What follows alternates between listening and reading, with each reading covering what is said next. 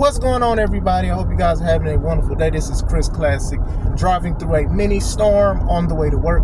Nobody tells you, remember that God loves you, Christ loves you, and I love you as well. So even during the storm, we got to move. We got to move sometimes. We got to get to where we need to be. When we read the word, we understand that trials and tribulations are upon us. Some more often than others, and some heavier than others. But that's why we are here for each other, to serve each other, to love one another, and to pray for each other. Also, we have to stay still sometimes. If we can't see a vision, we go to God and find refuge. And sometimes that's hard for us to do because we feel like we always got to be moved. So remember, God tells us to move and be still. We just have to listen to Him.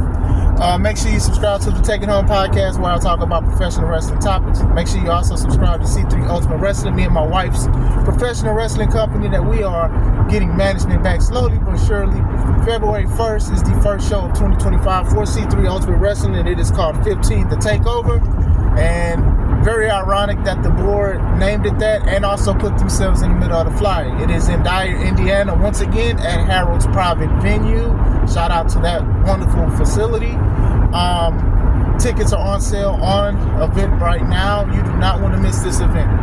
I wanted to talk about two topics.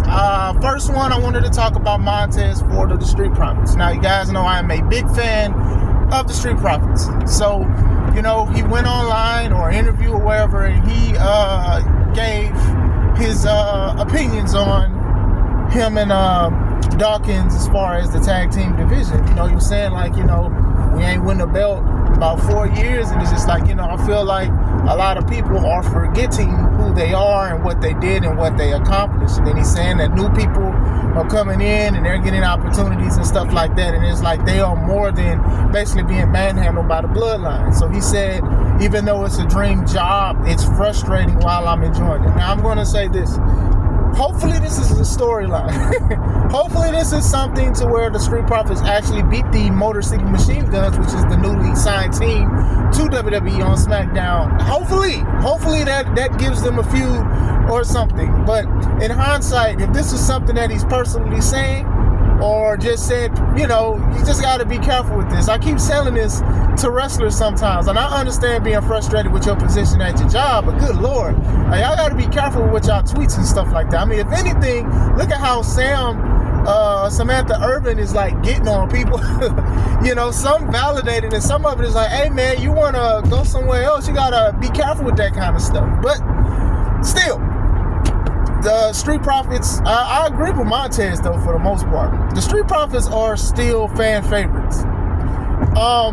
People still give them a reaction. They love them. Even when they was teaming with Bobby Lashley for about a weekend, the crowd was cheering all of them. So it's like you have two guys that the crowd is still behind, and I can understand him saying like teams like, now he didn't say Machine Guns, but come on now, I can see a team that has been a well-seasoned team and been in the wrestling game for years with the Motor City Machine Guns coming in and basically winning the tag titles from one of the most dominant stables and stuff like that. And it's just like, dang, we couldn't get that opportunity. So he has a point. You know what I'm saying? I do agree with him.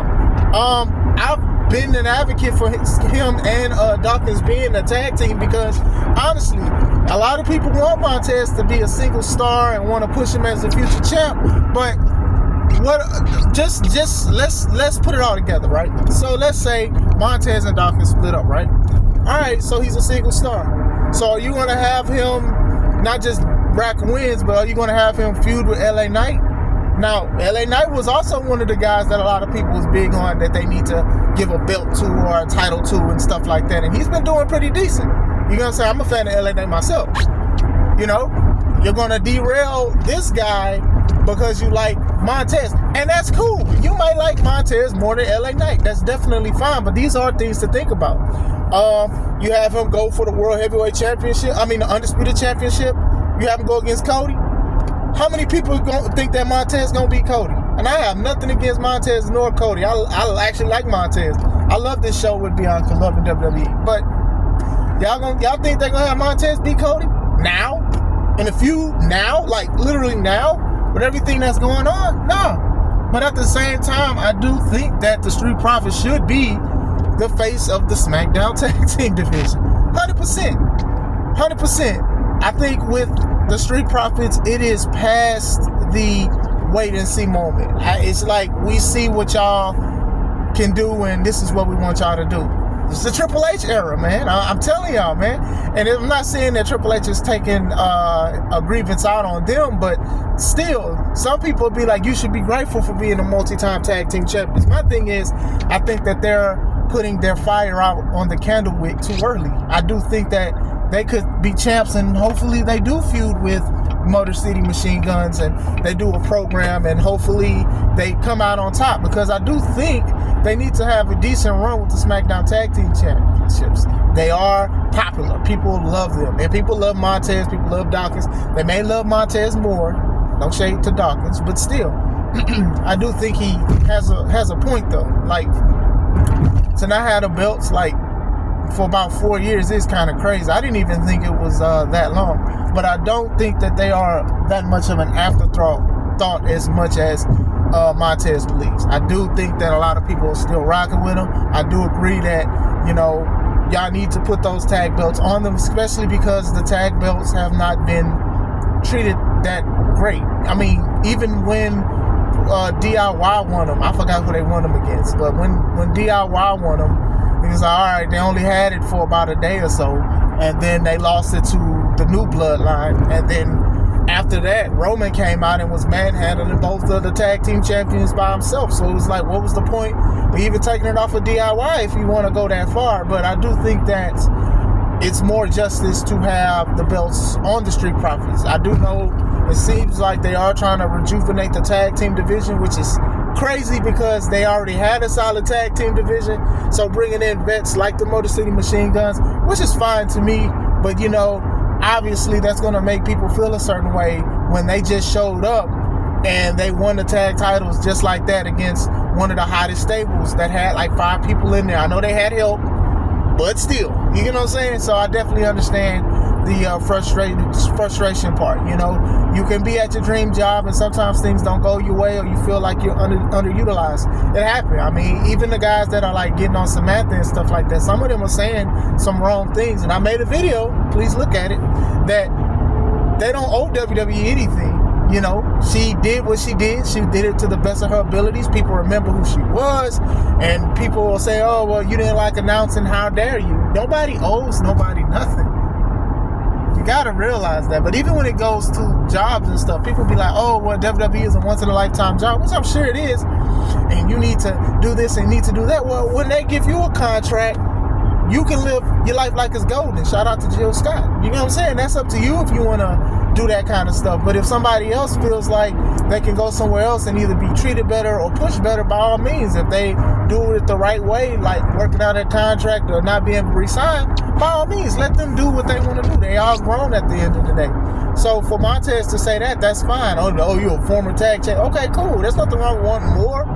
LeBron wins a championship ring. You think he wants just one? No, he wants more. Many teams want more. You want to be considered an all-star. You want to consider a franchise player, a franchise team. Like, come on now. Like, there's nothing wrong with that. So that was first talking point I wanted to speak about. Also, I wanted to speaking of the Bloodline 2.0, we got to go back and spin the block on Jacob Fatu. Now, Jacob Fatu is basically getting rehashed heat because of what he did to a Wisconsin charity event, an event that I was at. I've talked about this a couple times, but basically last year he was supposed to be booked for a Frontline show. Shout out to Ben and everything he continues to do. They were supposed to go to their big event, which is called Honor Bound. And what happened was he was paid to wrestle at the event. He did not show up to the event. I heard it was something with family and everything, so they was like, okay, well, can you send the money back? He refused to send the money back.